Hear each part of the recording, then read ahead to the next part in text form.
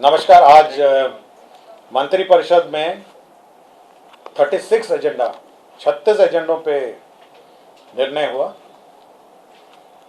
सर्वप्रथम जो सबसे महत्वपूर्ण एजेंडा जिस पर निर्णय हुआ वह है बिहार खरीद अधिमानता नीति 2024, बिहार परचेज प्रेफरेंस पॉलिसी 2024 की स्वीकृति है।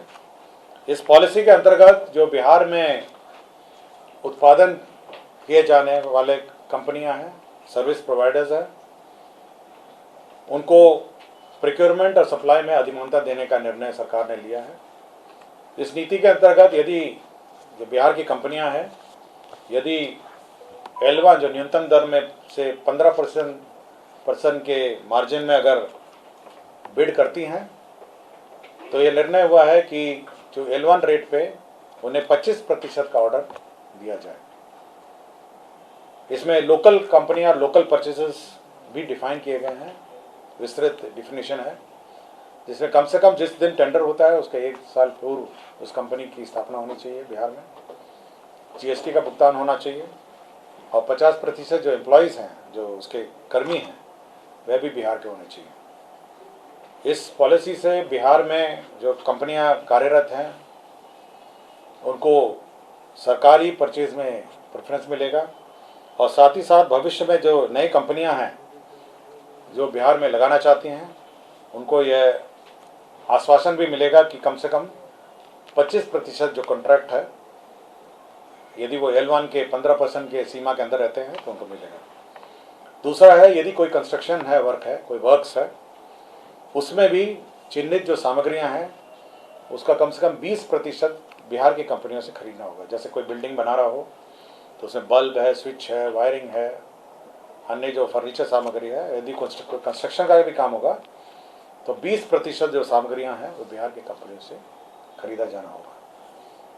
तो यह बिहार की कंपनियों जो बिहार में मैन्युफैक्चर कर रही हैं और बिहार में जो कार्यरत कंपनियां हैं उनको प्रोत्साहन देने, उनका उद्योग बढ़ाने और साथ ही साथ नई कंपनियों को भी प्रोत्साहित करने के लिए यह नीति सरकार ने लाया है।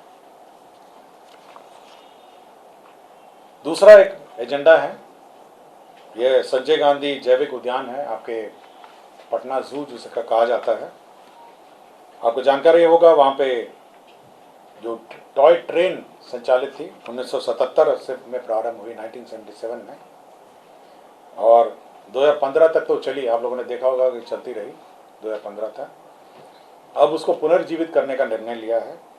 ये करीब 3.7 किलोमीटर का रेल की जर्नी होगी जू के अंदर और ये भारतीय रेल का दानापुर रेल मंडल जो पूर्वी मध्य रेल है वो इसका निर्माण कराएगा और इस पर खर्च होगा 9 करोड़ 88 लाख रुपए।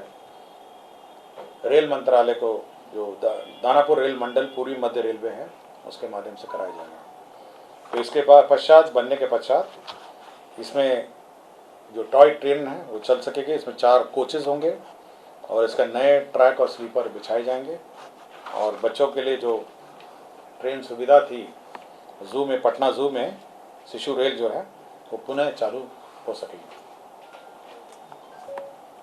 पर्यटन विभाग का एक प्रस्ताव था जिसमें बिहार राज्य अंतर्गत पर्यटकों की सुविधा हेतु मुख्यमंत्री home stay bed and breakfast प्रोत्साहन योजना 2024 की स्वीकृति दी गई। आपको जानकारी होगी जब आप अन्य राज्यों में जाते होंगे तो लोग अपने घरों में भी गेस्ट हाउस बनाए हुए हैं। उसी तर्ज पर बिहार में भी विभिन्न शहरों में जहाँ पे भी टूरिस्ट प्लेस हैं वहाँ पे home stay bed and breakfast व्यवस्था विभिन्न आवास घरों में कायम करने हेतु बिहार में भी यह सुविधा होगी। इनके एक रजिस्ट्रेशन की प्रक्रिया है कि कैसे रजिस्टर करेंगे, कैसे वेबसाइट में यह उपलब्ध होगा, क्या क्या सुविधाएं इनको देनी पड़ेंगी। कम से कम इनके पास, प्रोमोटर के पास बेड्स होंगे और साथ ही साथ सरकार जो मापदंड है जो निर्धारित की है उसको पूर्ण करने पर जो ऋण लेंगे उसका 2.5 लाख रुपए जो ऋण का इंटरेस्ट है वो सरकार रिम्बर्स करेगी। तो ये एक महत्वपूर्ण योजना है जिसमें आप जो भी हमारे घर हैं, जो आवासीय घर हैं टूरिस्ट प्लेसेस के पास, जिसमें जिनका 1 कमरे से या अधिकतम 6 कमरे होगा, जिसमें 2 बेड से लेके 12 बेड होंगे, मतलब कम से कम आपसे एक कमरे से 6 कमरे होने चाहिए, और 2 बेड से लेके 12 बेड होना चाहिए। आपको ब्रेकफास्ट की सुविधा होगी, बेड की सुविधा देनी होगी, और इसका निबंधन होगा ताकि टूरिस्ट को ये पता चले कि कहाँ बेड एंड ब्रेकफास्ट व्यवस्था संचालित है। और सरकार से यदि मान्यता प्राप्त होगी तो उसका महत्वपूर्ण और उसका जो कॉन्फिडेंस है टूरिस्ट का वो बढ़ जाएगा, और वो बेड एंड ब्रेकफास्ट स्कीम में आप भाग लेंगे तो वो अप्लाई करेगा, टूरिस्ट कोई भी आएगा वेबसाइट से अपना बुक करेगा और आ जाएगा। इसका टैरिफ कैसे कौन डिसाइड करेगा? टैरिफ अपना जो लोग हैं अपने ही टैरिफ डिसाइड करेंगे। वो जिस स्तर का कमरा होगा, कुछ नॉन एसी होंगे, कुछ एयर कंडीशन होंगे, कुछ भी, मतलब जो जैसी सुविधा हो। तीसरा ये है कि विभिन्न जो राज्य पथ हैं, राष्ट्रीय राजमार्ग हैं, राजकीय उच्च मार्ग हैं, पथ निर्माण विभाग, ग्रामीण कार्य विभाग है, और विभिन्न सड़क जो है उस पर स्पीड लिमिट निर्धारण करने के लिए राज्य सरकार ने परिवहन विभाग को प्राधिकृत कर दिया। इसमें जो मोटर व्हीकल एक्ट में उसमें प्रावधान है कि राज्य सरकार उसका जो स्पीड लिमिट है निर्धारित करेगी। राष्ट्रीय राजमार्ग, राष्ट्रीय उच्च मार्ग, पथ निर्माण विभाग, ग्रामीण कार्य विभाग। तो राज्य सरकार ने स्पीड लिमिट निर्धारण के लिए एक ट्रांसपोर्ट विभाग को प्राधिकृत किया है, और साथ ही साथ एक कमेटी भी गठन की है जो प्रधान सचिव, सचिव परिवहन विभाग की अध्यक्षता में है, और इसमें एडीजी ट्रैफिक और अन्य लोग हैं, और स्पीड लिमिट विभिन्न सड़कों पर निर्धारित की जाएगी, और जिससे एक्सीडेंट को रोका जा सके, और यदि स्पीड लिमिट अगर आप एक्सीड करते हैं स्पीड लिमिट पर तो आपको फाइन लगेगा। ये बढ़ाया जाएगा कुछ रोडों पे, कुछ पे, क्योंकि बिहार में तो ऑलरेडी नेशनल हाईवे में स्पीड लिमिट कम नहीं, जैसे बहुत सारा है आपका, जैसे अटल पथ में एक्सीडेंट बहुत होता है, ये काफ़ी चिंता का विषय है कि लगातार रफ्तार बढ़ाते हैं। तो और बहुत सारी है, आपका गंगा पथ है, अटल पथ है, इन सब पर, और अन्य सभी मार्ग हैं, बहुत सारे मार्ग हैं जहाँ पे स्पीड लिमिट निर्धारित नहीं है। तो इन सभी का स्पीड निर्धारण ये विभाग करेगी ताकि स्पीड लिमिट में लोग चलें। ये तो ऑलरेडी कैबिनेट निर्णय है, अब तो कैबिनेट ने कमेटी का भी गठन कर दिया है, तो कमेटी अपना निर्णय लेगी और नोटिफाई कर देगी। एक खान एवं भूतत्व विभाग का है, इसमें जो खनन, लघु खनिज के जो अवैध खनन होते थे उसमें जो सूचना देते हैं, जो सीक्रेट गोपनीय सूचना देते हैं, उनको पुरस्कार देने की योजना है। मतलब आपको याद होगा जब ट्रैक्टर पकड़ाता है अवैध खनन का तो 25,000 का शुल्क लगता है, और ट्रक पकड़ाता है तो 2 लाख से लेकर 4 लाख का उसको फाइन लगता है। तो जो सूचना देगा, जो गोपनीय सूचना देगा फ़ोन करके कि देखिए यहाँ पे अवैध खनन हो रहा है, ये ट्रक मतलब अवैध ट्रैक्टर है या अवैध ट्रक बालू लेके जा रहा है, ये जो सूचना है, तो ट्रैक्टर की अगर सूचना देगा तो 5,000 रुपये उस सूचना देने वाले को गोपनीय रखी जाएगी, लेकिन 5,000 रुपये दिया जाएगा। और जो बड़े वाहन हैं, जो ट्रक है, उसमें 10,000 रुपये उसको सूचना के लिए दी जाएगी। तो ये गोपनीय सूचना देने के लिए जो भी गोपनीय सूचना देगा उसको यह राशि दी जाएगी। हाँ, इसमें बड़े वाहन लिखा है ना, आपका ट्रैक्टर है 5,000, और ट्रक एवं अन्य बड़े वाहन, तो हाईवा का बड़े वाहन हो जाएगा तो 10,000 रुपये हो गया। स्वास्थ्य विभाग ने विधानमंडल के जो सदस्य हैं, जो विधानमंडल के राज्य के सरकारी पदाधिकारी, कर्मियों, न्यायिक सेवा सहित के आश्रितों को चिकित्सा प्रतिपूर्ति में आश्रितों की परिभाषा, उम्र सीमा और आश्रितों की आय निर्धारित की है। इसमें क्या किया है कि जो मेडिकल रिम्बर्समेंट में किसको मिलेगा और कौन आश्रित माने जाएंगे, ये सरकार ने डिफाइन किया। ये बार बार कन्फ्यूजन रहता है, ये विधानमंडल का, राज्य के सरकारी पदाधिकारी, कर्मी, न्यायिक सेवा सहित और आश्रित को ये किस किस को मिलेगा। तो आश्रित का जो डेफिनेशन है उसका ये है कि विधानमंडल के सदस्य, राज्य के सरकारी पदाधिकारी, कर्मी, न्यायिक सेवा सहित कि माता पिता, सौतेले माता पिता को छोड़ के पत्नी, पति, पुत्र, पुत्री, सौतेले संतान सहित नाबालिग भाई एवं अविवाहित बहन, यही डेफिनेशन है आश्रित का नाम। मैं फिर से पढ़ देता हूं। माता पिता, सौतेले माता पिता को छोड़ के पत्नी, पति, पुत्र पुत्री सौतेले संतान रहित सहित पुत्र पुत्री सौतेले संतान सहित नाबालिग भाई एवं अविवाहित बहन, ये इसका डेफिनेशन है। क्लियर हो गया? इसमें पुत्र के लिए है 25 वर्ष की आयु निर्धारित है। यदि वो विवाह कर लेता है या नौकरी में हो जाता है, जो पहले हो। पुत्र के केस में, पुत्री के केस में है आयु सीमा का विचार किए बिना उसके द्वारा उपार्जन शुरू किए जाने, मतलब नौकरी लगने या उसके विवाह हो जाने तक, उसमें जो भी पहले हो, मतलब उसमें लड़की में उम्र सीमा नहीं है।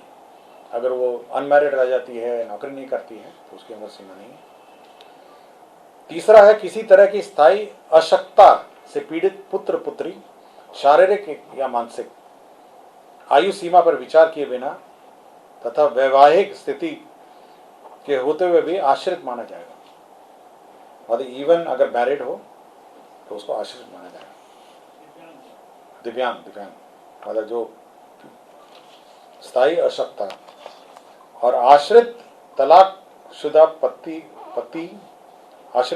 पति द्वारा परित्यक्ता या उससे अलग हुई पुत्रियां, विधवा पुत्रियां तथा आश्रित अविवाहित तलाकशुदा पति द्वारा परित्यक्ता या उससे अलग हुई बहनें, विधवा बहनें, आयु सीमा पर विचार किए बिना। और नाबालिग भाई है वयस्क होने की आयु तक। और आय जो है, मासिक आय जो डिफाइन की है वो है 9,000 रुपये प्लस महंगाई भत्ता से कम है, वही सरकारी कर्मी का पर आश्रित माने जाएंगे। वो इनकम भी है, कौन आश्रित है ये डिफाइंड है। मुख्यमंत्री ग्राम परिवहन योजना, आपको याद होगा कि इसमें जो मुख्यमंत्री ग्राम परिवहन योजना सभी ग्राम पंचायतों में परिवहन सुविधा उपलब्ध कराने के लिए योजना थी। इसको फिर 2025-26 के लिए एक्सटेंड कर दिया है। इसका लक्ष्य जो है, शेष लक्ष्य है 12,500 और जो बची हुई राशि है उसका व्यय करने के लिए भी स्वीकृति दी है। तो ये मुख्यमंत्री परिवहन योजना जो है ये इस साल भी एक्सटेंडेड है। ग्रामीण क्षेत्र में पंचायती राज विभाग के नियंत्रणाधीन जो 58,003 ग्रामीण वार्डों में निर्मित 70,157 जलापूर्ति योजना है। आपको याद होगा कि राज्य सरकार ने जो पंचायत द्वारा निर्मित जलापूर्ति योजनाएं थी उसको पीएचईडी को ट्रांसफर कर दिया था। आपको याद होगा ये जितने पहले 2 भाग में बने थे जलापूर्ति योजना, एक पीएचईडी बनाया था और एक ग्रामीण जो पंचायती राज विभाग और पंचायती राज संस्थाओं के माध्यम से बना था। तो अब सारे जितने भी पेयजल योजनाएं हैं ग्रामीण, अब उसका संचालन जो है लोक स्वास्थ्य अभियंत्रण विभाग के अधीन आ गया। तो जो पंचायती राज से जो गए थे, पीएचडी का तो अपना मेंटेनेंस और रिपेयर की व्यवस्था थी, लेकिन जो पंचायत की जो योजनाएं हैं उसका मरम्मती और उसका मेंटेनेंस अब पीएचडी करेगी। और इसी के लिए 1,08,372 रुपये प्रति यूनिट होगा जो रिपेयर का कॉस्ट है, और 3,611 करोड़ 45,33,000 रुपये इस पर व्यय होगा, मतलब वार्षिक व्यय है। और ये कुल 70,157 योजनाएं हैं। तो ये इसमें जो स्टेट फाइनेंस की राशि भी है, इसमें सेंट्रल जो भारत सरकार जो पंचायती राज संस्थाओं को जो फाइनेंस कमीशन में राशि है वो भी है, और इसके अतिरिक्त जो राशि बच जाएगी वो राज्य सरकार देगी। तो प्रत्येक यूनिट में 1,08,372 रुपये, हाँ प्रति वर्ष, एवरी ईयर 1,08,372 रुपीज़ का व्यय होगा। और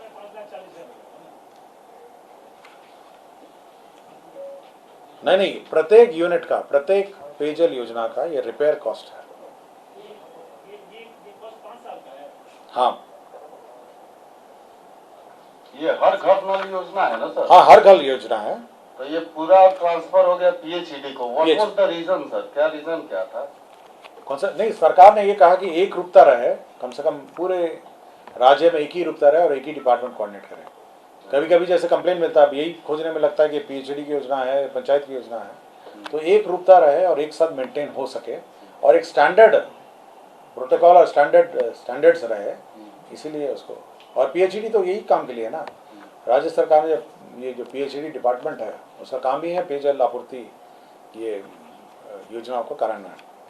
क्योंकि सीएम इस पे बड़ा अपना ये मतलब ना खुशी जाहिर किए थे हर घर में। जहाँ तक मेरी जानकारी है कैबिनेट के ब्रीफिंग में ये है कि एकरूपता लाने के लिए, क्योंकि पीएचडी को मिल गए हैं पंचायत की योजना, इसलिए उसको रिपेयर करने की जो प्रोटोकॉल है, फंडिंग सिस्टम है, उसको मैंने आपको बताया। यूनिफॉर्मिटी रहे। फाइनेंस कमीशन के ग्रांट भी इसमें इंक्लूडेड है, केंद्र फाइनेंस कमीशन के भी ग्रांटेड इसमें इंक्लूडेड है, फिर राज्य सरकार भी ग्रांट इंक्लूड है। इसमें बिजली कौन भुगतान करेगा यह भी अंकित है। इसमें जो 2000 रुपये जो ऑपरेटर वाला है वो भी इनकी दर्सी में है, और रिपेयर की पूरी प्रक्रिया इसमें निर्धारित है।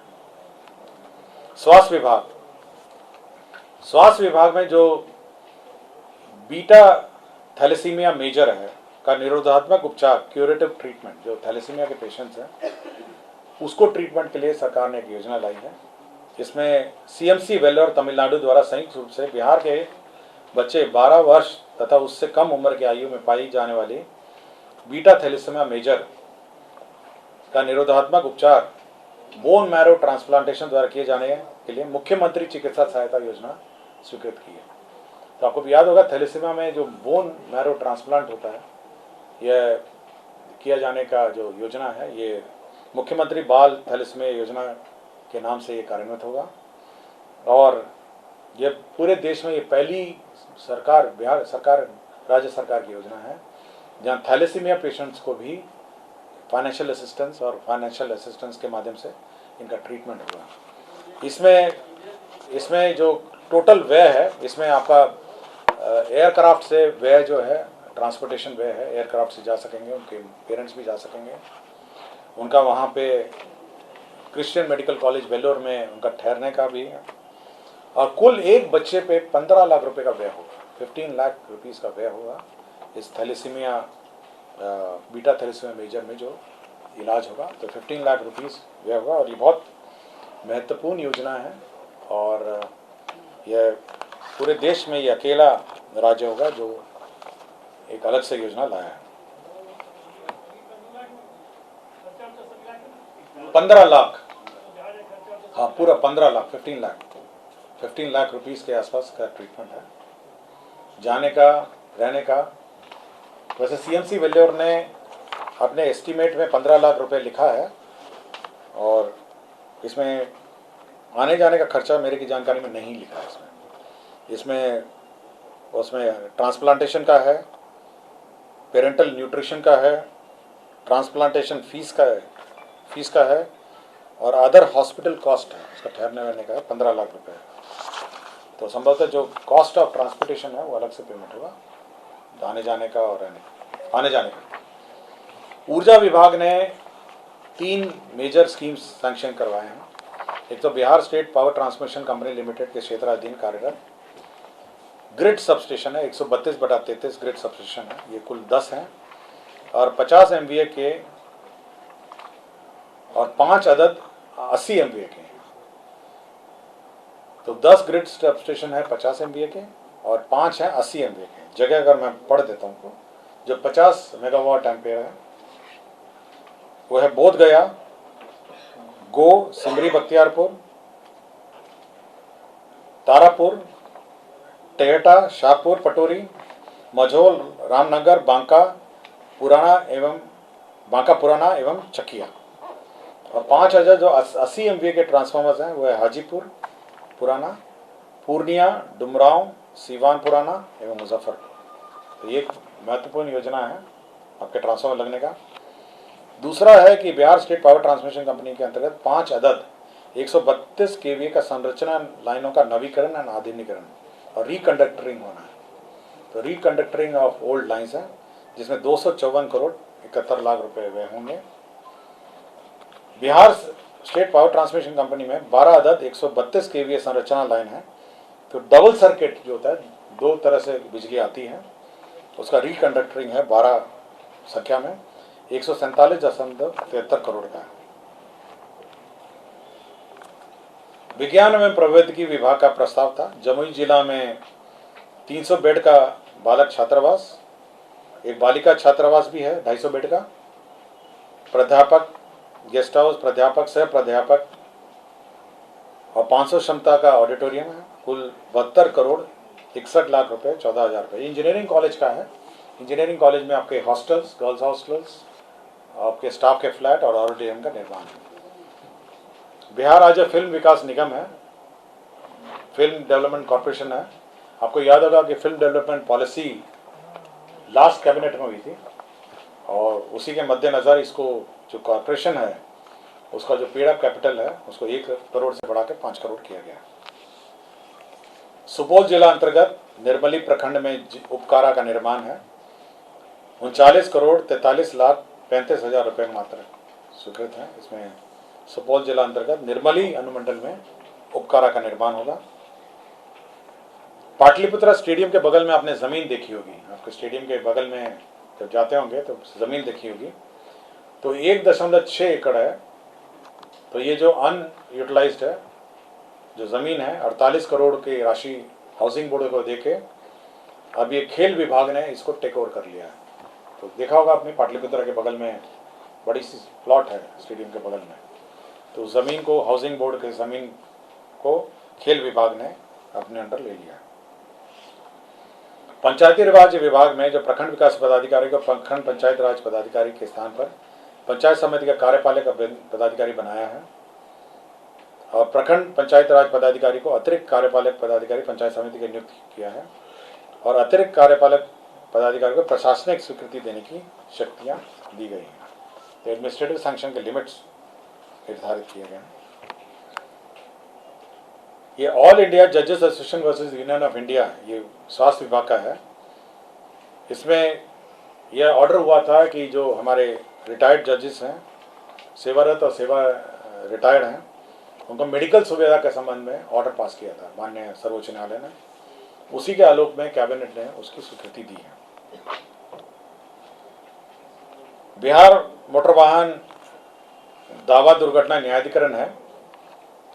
इसमें सेवा शर्त चेंज हुए हैं। केवल जो अध्यक्ष का जो चयन है पहले सचिव के स्तर पर होता था, माननीय उच्च न्यायालय ने कहा है कि नहीं, सचिव के स्तर पर नहीं होगा। इसे मुख्य न्यायाधीश उच्च न्यायालय पटना अथवा उनके द्वारा नामित वर्तमान एवं सेवानिवृत्त न्यायाधीश की अध्यक्षता में इसका चयन होगा। तो बस एक ही संशोधन है इसमें। श्रम संसाधन विभाग में बिहार कर्मचारी राज्य बीमा योजना महिला स्वास्थ्य कार्यकर्ता ऑक्सिलरी नर्स मिडवाइफ भर्ती प्रोन्नति एवं सेवा शर्त नियमावली है। आपको याद होगा जो लेबर डिपार्टमेंट में जो ESI हॉस्पिटल है, लेबर डिपार्टमेंट कार्य करता है, उसमें जो स्वास्थ्य कार्यकर्ता हैं ऑक्सिलरी नर्स और मिडवाइफ है, उनकी सेवा शर्त जो मेडिकल डिपार्टमेंट में सेवा शर्त है उसी के अनुरूप कर दी गई है। योजना एवं विकास विभाग में बिहार अवर सांख्यिकी संवर्ग नियमावली 2024 की स्वीकृति दी गई है। पूर्व में ये योजना ये सेवा नियमावली बनाई गई थी जिसको माननीय उच्च न्यायालय ने सेट असाइड किया है। पुनः उसका संशोधित नियमावली स्वीकृत किया गया। सैनिक कल्याण निदेशालय के अंतर्गत जिला सैनिक कल्याण कार्यालय में कल्याण व्यवस्था के पदों पर भूतपूर्व सैनिक की भर्ती के संबंध में कल्याण व्यवस्था संवर्ग नियमावली 2024 का गठन किया गया है। खनिज पदाधिकारी, खनिज खान एवं भूतत्व विभाग में खनिज विकास पदाधिकारी, सहायक निदेशक एवं उप निदेशक एवं अपर निदेशक के प्रोन्नति के पदों पर बिहार लोक सेवा आयोग के माध्यम से सीधी नियुक्ति करने का निर्णय संबंधी संकल्प को संशोधित करने एवं प्रतिनियुक्ति के आधार पर मुख्यालय स्तर पर अपर निदेशक का एक पद, उप निदेशक का एक नियुक्ति की स्वीकृति के संबंध में निर्णय लिया गया। उद्योग विभाग में हैंडलूम का अलग डायरेक्टरेट होगा। ये बहुत सालों से था, ये मेरे ख्याल से 1978 में ये बना था हैंडलूम का जो डायरेक्टरेट है, और ऐसे पुराने पद थे। तो अब उसको मॉडर्नाइज, जो हैंडलूम की जो मॉडर्न व्यवस्था है जिसमें मार्केटिंग है, स्टोरेज है, इन्वेंट्री है, ये सब को मैनेजमेंट के लिए वो पूरे निदेशालय के जितने भी पद हैं सरेंडर करके नए पद सृजित किए गए। परिवहन विभाग, ट्रांसपोर्ट विभाग में जो क्षेत्रीय कार्यालय है उसमें 102 पद लिपिक, निम्न वर्गीय लिपिक के लेवल 2 के पद सृजित किए गए हैं। परिवहन विभाग में बिहार मोटर वाहन दुर्घटना दावा न्यायाधिकरण नियमावली में पद क्रिएट किए गए हैं, जिसमें मोटर वाहन दुर्घटना दावा न्यायाधिकरण में अध्यक्ष के 3 पद, अपर जिला परिवहन पदाधिकारी के 3 पद, उच्च वर्गीय लिपिक के 3 पद, निम्न वर्गीय लिपिक के 3 पद और नाशी लिपिक के 3 पद ही क्रिएट किए गए। गृह विभाग में टंकक सहायक अवर निरीक्षक के सृजित 78 पदों को सम परिवर्तित करते हुए उतने ही आशु सहायक अवर निरीक्षक के पद क्रिएट किए गए, न्यू पद क्रिएट किए गए हैं। पीएमसीएच में आपको जानकारी होगा, जो नया पीएमसीएच बन रहा है उसमें 5462 बेड का हॉस्पिटल बन रहा है। ये जो पुराना पीएमसीएच को तोड़ के नया बन रहा है 5462 बेड का बन रहा है। इसमें पद नए सृजन किए गए हैं। इसमें 4315 4315 नए पद सृजित किए गए हैं। तो 5462 बेड का ये हॉस्पिटल होगा, जिसमें 4315 बेड होंगे। अब ये डिसमिस्ड डॉक्टर की सूची है।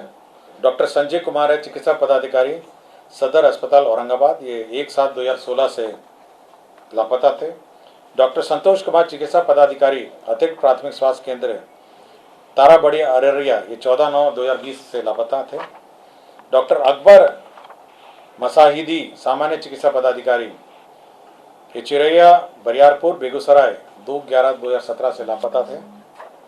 डॉक्टर गुप्ता सुषमा संजय, चिकित्सा पदाधिकारी, प्राथमिक स्वास्थ्य केंद्र अहमदाबाद कटिहार, 18/10/2019 से लापता थे। तो इन सबको डिसमिस कर दिया गया है। और डॉक्टर नौशाद अली हैं, तत्कालीन प्रभारी चिकित्सा पदाधिकारी, प्राथमिक स्वास्थ्य केंद्र धनियामा पटना। इन्होंने कार्यालय में जो चिकित्सा पदाधिकारी कर्मियों के भविष्य निधि एवं अन्य मदों से राशि की निकासी कर भुगतान नहीं करने, वित्तीय कार्य में शिथिलता बरते हैं, इनको भी बर्खास्त कर दिया गया है। और राज्य में जो वैट में जो डीजल और पेट्रोल के जो रिटर्न्स फाइल करने हैं उसको सरल कर दिया गया है। और अब डीजल और पेट्रोल के जो रिटर्न्स हैं वो सरल रूप से फाइल किए जा सकेंगे। मैं डिटेल्स आपको उपलब्ध करा दूंगा। और पटना में पाटलिपुत्रा विश्वविद्यालय college of commerce Rajendra Nagar में मेट्रो के लिए ज़मीन, शिक्षा विभाग की ज़मीन थी, उसको मेट्रो के लिए स्थानांतरित किया गया है।